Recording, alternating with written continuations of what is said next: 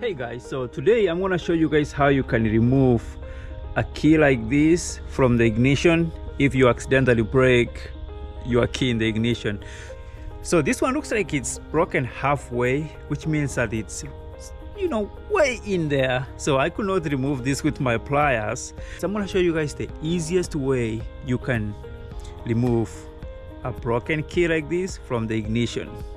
The first thing you do is assess the problem. So that was where the key is broken. You make sure you know that it will not actually come out. So since I already identified the problem, the second thing you do is take your phone and Google locksmiths near me. Hello, this is Malachi. Hello, hi, I'm calling with the locksmith service. Yes sir, how you doing? I'm good, how are you today? I'm okay. So I have a little bit of a problem here with my truck. Half of the key is broken in the ignition. Is that something you guys can be able to pull out? This one, what? Sorry, what's the question? So it's actually the ignition, the key is broken in the ignition. Is this something you can be able to pull out? Yes, sir. Okay, yeah. When can you be able to do that? What is your address? Lanewood, Kansas. I can be there in about 35 to 45 minutes. Depends on the traffic. Okay? No problem. 35 to 45 minutes, and just look to finish the job over here, okay? All right, just come. I'll be home all evening, so I'll be outside. Okay, no problem. How are you?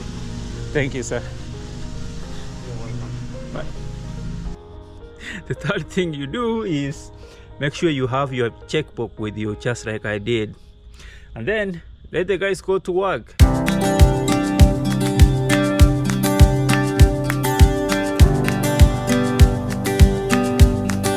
Respect other people's jobs, okay? If you thought I'm gonna show you how to remove this key, and I'm not gonna do that. So this key, I had to buy a completely, so with me I had to buy a completely different ignition.